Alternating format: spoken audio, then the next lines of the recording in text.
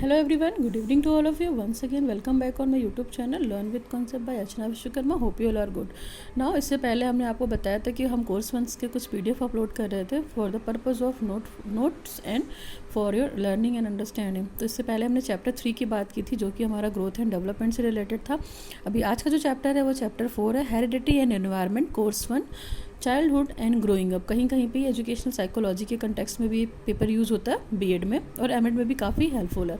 चलिए, जो चैप्टर है हमारा हेरिडिटी एंड एनवायरनमेंट, सबसे पहले इसमें हम बताएंगे कि व्हाट इज़ हेरिडिटी और कैसे लाइफ हमारी स्टार्ट होती है और कौन कौन सी ऐसे हेरिडिटी फैक्टर्स हैं जो लाइफ को, ह्यूमन बींग को स्ट्रॉन्ग बनाते हैं. ठीक है, जब से हम बच्चे होते हैं. तो ये सारी चीज़ें जो को आप लिखेंगे. सबसे पहले इंट्रो हम कह सकते हैं कि what is heredity, what do you understand by the heredity. तो फर्स्ट पेज पे यहाँ पे हेरिडिटी दे रखा है. ठीक है, ये चैप्टर इंपॉर्टेंट है हर पर्सपेक्टिव से. सीटेट में भी इम्पॉर्टेंट, सीटेट के लिए भी इम्पॉर्टेंट है.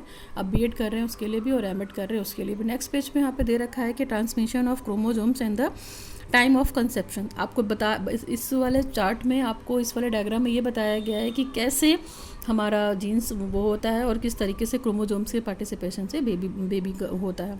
ठीक है, तो ये सारी चीज़ें हैं. अब हेरिडिटी क्या है, हमारे पेरेंट्स से हमको क्या क्या मिलते हैं, जीन्स मिलते हैं और बहुत सारे ऐसे फादर और मदर दोनों से फैक्टर्स मिलते हैं, क्रोमोसोम्स मिलते हैं. इसके बाद हमारा फॉर्मेशन होता है. तो आप इस डायग्राम को बनाइएगा.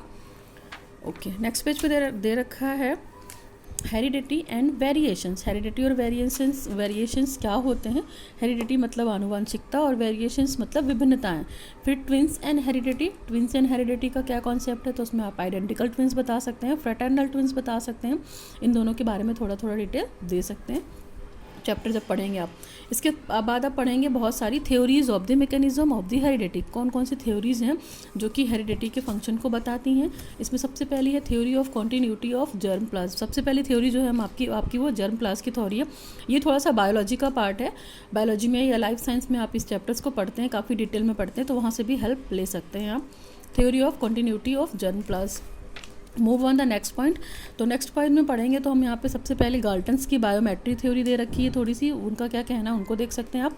फिर मेंडल जो कि बहुत ही फेमस है, फादर ऑफ जेनेटिक्स. फिर Mendel's theory of heredity. Mendel's का जो हेरिडिटी का सिद्धांत था, थ्योरी थी, उस थ्योरी को हम जानते हैं, काफ़ी फेमस थ्योरी और काफ़ी काम किया था इन्होंने इस पर. इसमें जैसे प्रिंसिपल ऑफ डोमिनेंस है इनकी थ्योरी में, प्रिंसिपल ऑफ सेग्रीगेशन है. तो इन सब चीज़ों को आप याद रख सकते हैं. ये प्रिंसिपल कैसे कैसे काम कर सकते हैं इस पर बात कर सकते हैं. Move on the next page. अगर हम नेक्स्ट पेज पे मूव करते हैं तो डार्विन्स थ्योरी दे रखी है. बहुत ही छोटा छोटा समरी टाइप का दे रखा है. ये सिर्फ आपको समझाने के लिए दे रखा है कि हेरिडिटी और एनवायरनमेंट कैसे आगे प्रोसीड करता है. तो आप इनको पढ़ेंगे तो डेफिनेटली आपको हेल्प मिलेगी. फिर है इसके बाद डार्विन थ्योरी के बाद है आपकी लैमार्क्स थ्योरी. इसको भी हम पढ़ चुके हैं, काफ़ी पहले लाइफ साइंस में पढ़ा जा चुका है चीज़. फिर आपको ये बताना पड़ेगा कि कौन कौन से लॉ होते हैं हेरिडिटी के. ठीक है, तो लॉ को भी आप डिफाइन कर सकते हैं कि कौन कौन से लॉ रन करते हैं. जिससे पहला लॉ दे रखा है यहाँ पे law of similarity, law of variation, आप इसको लिख सकते हैं, देख सकते हैं. ठीक है, फिर लॉ ऑफ रेग्रेशन. ठीक है, ठीक. इसके बाद हम लोगों ने लॉ बता दिए, लॉ ऑफ हेरिडिटी बता दिए. अब हम एजुकेशनल इम्प्लीकेशंस बताएंगे कि हेरिडिटी और एनवायरनमेंट का हमारी लाइफ में या उसका शैक्षिक निहितार्थ क्या है. क्वेश्चन पूछा जाता है आपसे, तो आप ध्यान दे सकते हैं. फिर नेक्स्ट पेज पे अगर हम बात करते हैं तो अभी हेरिडिटी को डिस्कस किया. दूसरा जो आपका टर्म था एनवायरनमेंट था. तो व्हाट इज़ एनवायरनमेंट, हम एनवायरनमेंट के बारे में बताएंगे. ठीक है, फिर हेरिडिटी वर्सेस एनवायरनमेंट, फिर हम दोनों को कंपेयर करके बताएंगे कि हेरिडिटी कैसे इंपॉर्टेंट है और एनवायरनमेंट कैसे इंपॉर्टेंट है और दोनों के फैक्टर्स से कैसे आगे की चीज़ें प्रोसीड करती हैं. Move on the next page. Next page पे अगर हम बात करते हैं तो यहाँ पे एक्सपेरिमेंट दे रखा है. Experiment perform by the hereditarians. यहाँ पे बहुत सारी चीज़ें दे रखी हैं, आप इसकी स्टडी कर सकते हैं. स्टडी करके जान सकते हैं कि यहाँ पे किन किन लोगों ने किन किन तरीके से स्टडी की है और क्या क्या निकाला है, जैसे है ना.